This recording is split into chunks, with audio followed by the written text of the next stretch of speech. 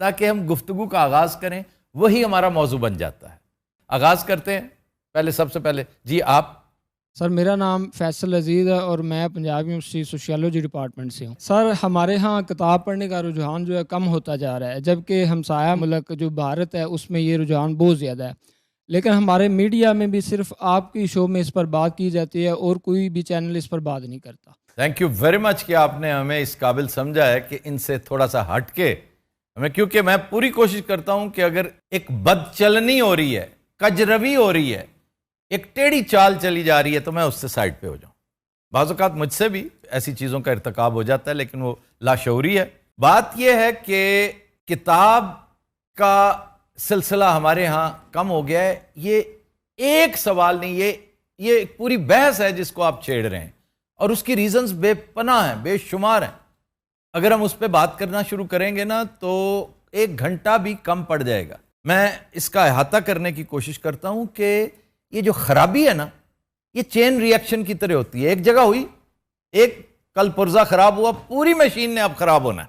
اس طرح ہماری سوسائٹی جب مٹیریلزم کا بدترین شکار ہوئی تو ہمارے ہاں ایک بہت بڑی رکاوٹ، جو سیل رواں تھا نا، تمدن تہذیب جس طرح ڈیولپ کرتی ہے، اس کا تقاضا ہے جمہوریت، بولنے کی آزادی۔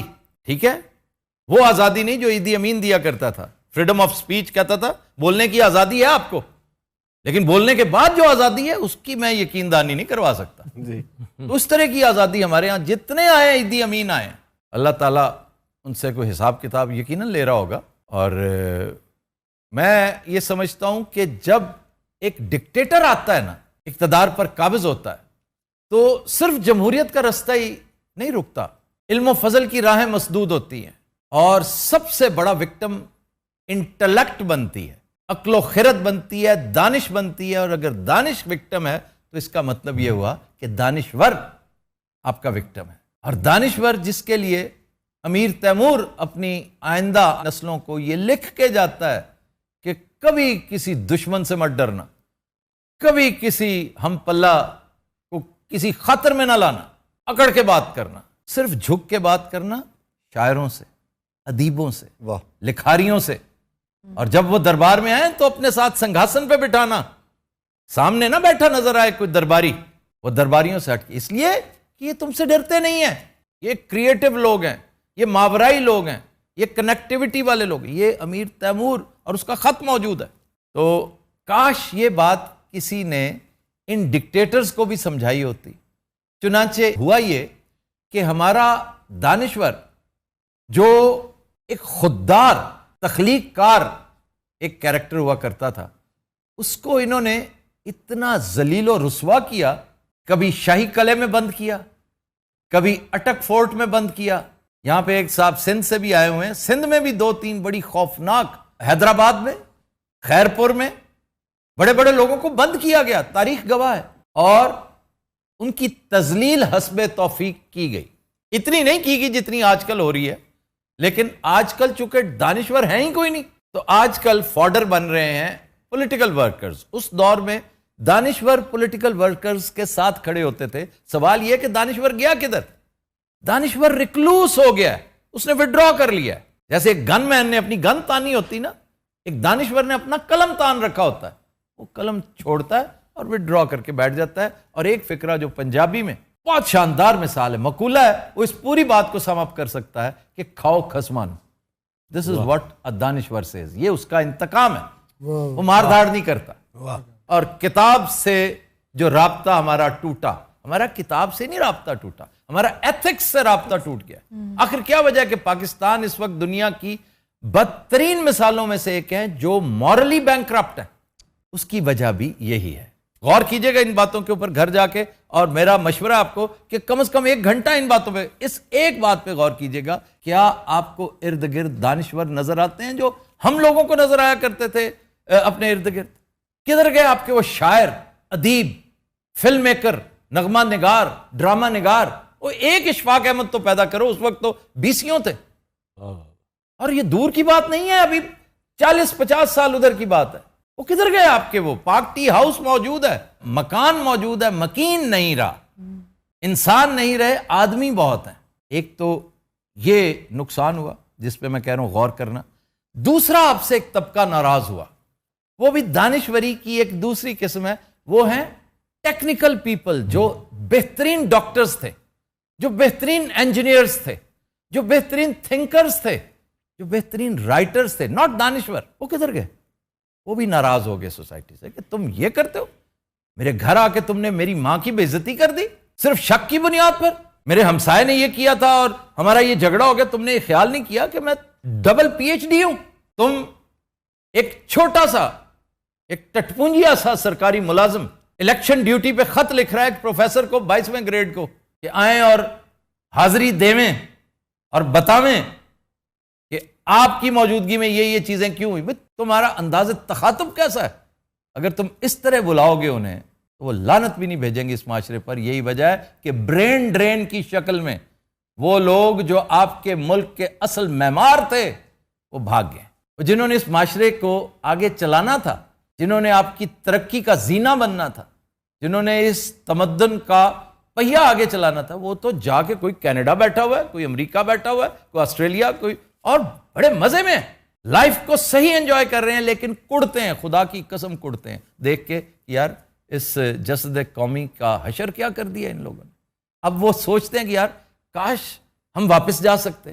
اب وہ نہ آ سکتے ہیں نہ جا سکتے ہیں, وہ صرف اور صرف کڑتے ہیں کہ یار ایسا بھی کیا بانجھ پنا ہے کہ ہم نکل آئے اور پیچھے آپ نے اتنا برا حال کر دیا. تو یہ ہے وجہ میرے بھائی کہ جب دانشور آپ سے بھاگ گیا, جب علم و دانش کے دروازے آپ نے بند کر دیے, تو آبویسلی اس کا نیٹ ریزلٹ تھا کہ کتاب بھی بند ہوگی. اب دوسرا المیہ یہ ہے کہ چونکہ گائیڈ کرنے والا کوئی نہیں. دیکھیں آپ ٹیبل پہ بیٹھتے ہیں نا, تو کھانا کھانے بیٹھتے ہیں, بچہ ایک, تو اس کو پیرنٹس ہمیشہ کہتے ہیں کہ ایک بچہ تو ہے جسے زبردستی کھلایا جا رہا ہوتا ہے, ایک بچہ ہے جو وسیار خور ہے, اس کو پیرنٹس کہتے ہیں کہ نہیں, اور یہ نہ کھاؤ, یہ کوالٹی فوڈ ہے, یہ کھاؤ, یہ کوئی ایسی چیز نہیں ہے, تھوڑی بہت کھا لو. یہ گائیڈنس آتی ہے آپ کو. گائیڈنس کے بغیر آپ وہ کھائیں گے جو آپ کو پسند ہے, اس کے اثرات کیا ہیں یہ آپ کو پتہ ہی نہیں. اسی طرح دماغ جو ہے, ہیومن مائنڈ ہے, یہ 4 5 7 10 20 ٹیرا بائٹس اللہ نے آپ کو دے رکھی ہیں. آپ کے ہاتھ میں یہ ہے آج کی کتاب, کیونکہ حصول علم جو ہے وہ بہت مشکل ہوا کرتا تھا. ایک لائبریری سے دوسری لائبریری صرف یہ پوچھنے کے لیے شکیل صاحب جایا کرتے تھے کہ کیمپ ڈیوڈ ایکارڈ کی اصلی ڈاکیومنٹ یہاں پہ نہیں پڑھی, یہ میں نے اپنی آنکھوں سے دیکھ رکھا ہے. ہم بھی یہی کچھ کیا کرتے تھے کہ اصلی ڈاکیومنٹ کدھر, یار اب پھر امریکن سینٹر جانا پڑے گا, یہ وہاں سے ملے گی, دیال سنگھ لائبریری میں نہیں ہے, پنجاب پبلک سے چیک کرو, فلاں. اتنا مشکل ہوتا تھا. تو اس لیے آپ سلیکٹو نالج لیتے تھے تاکہ دماغ ایبزارب کر سکے, ڈائجسٹ کر سکے. اب آپ یہ کھول کے بیٹھ جاتے ہیں, لائبریری آپ کے ہاتھ میں, وہ چیزیں جن کا آپ کے ساتھ کوئی تعلق نہیں ہے. بھئی فراری کے ریمز الوائے ہیں, کون سی ہے, کیسی ہے, کہاں سے بنتی ہے, برازیل سے بن کے آتی ہے کہ کہاں سے بن کے آتی ہے, اٹلی کیسے پہنچتی ہے, اس کا آپ کے ساتھ کیا تعلق ہے؟ یا تو ہے نا کہ آپ کو انجن ٹھیک کرنا آتا ہے, آپ کو گاڑی کے دیگر اسرار و رموز آتے ہیں, نہیں, بس یہ ہے کہ اس سپیڈ پہ یہ ہو جاتا ہے, اس سپیڈ پہ یہ ہو جاتا ہے, اس پہ یہ, اس کے اتنے گیئرز ہیں. اس کے کہنے کا مقصد یہ ہے کہ جو علم اپنی افادیت نہیں رکھتا, جس کی یوٹیلیٹی نہیں ہے, وہ صرف علم رہے گا, حکمت میں کنورٹ نہیں ہوگا. اور جو علم حکمت میں کنورٹ نہ ہو وہ ابس ہے, بیکار ہے. اس ٹیرابائٹ کو آپ نے اوور لوڈ کر رکھا ہے. ہن پائے تانوں آ گئی نا سمجھ, سوال کر کے سارے نوں پھساتا تسی. اچھا سوال کر کے نا پچھتان بھی لگ پہ پڑھائے. وہ پنجاب یونیورسٹی سے آئے ہیں اور یہی کچھ ہوتا ہے یونیورسٹیوں میں, کالجز میں. ہمیں تو بڑا لطف آتا تھا اس طرح کا سوال کر دینا, لیکن جو لوگ صرف سوال برائے سوال کر کے چلو جی پیچھے گپیں لگاتے رہیں, پیچھے ناول پڑھتے رہیں, ٹیچر لگا ہوا ہے, تو ایسا نہیں ہے. پتہ چل جاتا ہے, شکلوں سے پتہ چل جاتا ہے. ਇਹਨਾਂ ਦੇ ਦੌਰ 'ਚ ਮਾਸ਼ਾਅੱਲਾ ਟੀਚਰ ਵੀ ਸਿੱਧੇ ਸਿੱਧੇ ਹੁੰਦੇ ਸੀ, ਐਵੇਂ ਡੇਢ ਕੜਾ ਕਪੀ ਜਾ ਰਹੇ ਨੇ, ਇਹ ਚੌਲ ਖਾ ਰਹੇ ਨੇ, ਆਈਸਕ੍ਰੀਮਾਂ ਖਾ ਰਹੇ ਨੇ. چول کہاں, کلاس میں بیٹھ کے پاگل تو نہیں. اچھا تو نہ نکلی ادھر میرے ہلے, تیرے چو نہ غریب جانا نہ فیصل آباد. تمہیں پتا کی ہویا چھٹیاں چ ایتکی سر ساری پبلک کے سامنے کریں گے؟ پبلک نوں پتا, تمہیں پتا نا بھن کتوں نہ کتوں جتیاں پائی جاندیاں بھن نوں. ਕੱਲ ਮੈਨੂੰ ਇਹਨਾਂ ਨਾਲੋਂ ਪਈਆਂ ਨੇ. ਅਫਤਾਰੀ ਤੇ ਗਿਆ ਸੀ, ਬਸ ਬਦਤਮੀਜ਼ੀ ਹੋ ਗਈ. ਬਈ ਸਕੂਲ ਦੀ ਗੱਲ ਹੋ ਰਹੀ ਤੇ ਉੱਥੇ ਚੌਲ ਕਿੱਥੋਂ ਆ ਗਏ? ਬੇਟੇ ਸਕੂਲ یونیورسٹی کالج. اچھا ہولی ہولی بالکل ہولی. جی جناب, अस्सलाम सर, मेरा नाम शुजात हुसैन और मैं लाहौर से मेरा ताल्लुक है और यूनिवर्सिटी ऑफ पंजाब का मैं स्टूडेंट हूँ जी। आपका भी सोशियोलॉजी है डिपार्टमेंट? सर, दोनों क्लास फेलोज है। अच्छा जी। क्वेश्चन मेरा ये है कि हम देखते हैं कि हमारे मुआशरे में ना लिटरेचर जो है पहले भी मौजूद था, अब भी मौजूद है, अब भी कहीं ना कहीं लिटरेचर हमें मिल जाता है, लेकिन जो लिटरेचर का असर पहले हम सोसाइटी में देखते थे, एक इनोवेटिव था, इन्वेंशंस होती थी, आज वो लिटरेचर में बातें नहीं रही, हमारे मुआशरे में उससे कोई इन्वेंशन नहीं हो रही, तो इसके बारे में आप सर क्या कहेंगे? भाई उस वक्त मयार ये होता था कि मेरा नॉवल छपे तो बेजा हो जाए, मेरा अफसाना हो औराक में छपे, फनून में छपे, अदब लतीफ में छपे, तो मौजूद सुखन एक हफ्ता यही रहे।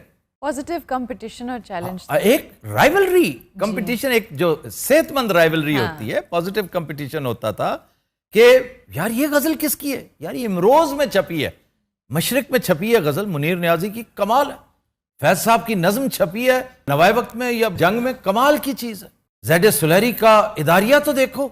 ये बातें हुआ करती थी उस दौर में। उस दौर में जौहरी मौजूद थे, जौहरी को पहचान होती है हीरों की।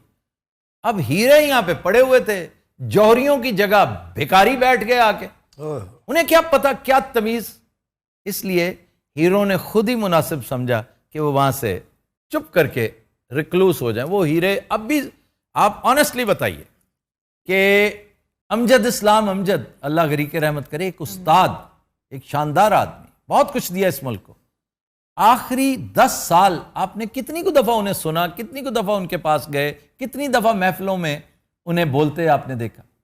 नेवर।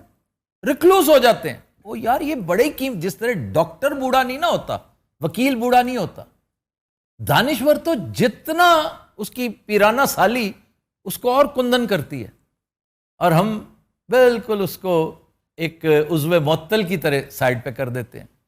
इसलिए आपके दानिश्वर हैं ही नहीं सिरे से, क्योंकि दानिश्वर नहीं है, आपके राइटर नहीं है। आज मयार जो है वो है कि यार संगे मील मुझे क्या देगा इसका, फिर मैंने ये किताब कहाँ कहाँ बेचनी है, इस किताब की एवज मुझे मिलेगा क्या, नहीं मिलेगा इतना दफा करो, ये भी कोई काम है, इसकी वजह में प्रॉपर्टी डीलिंग क्यों ना करो।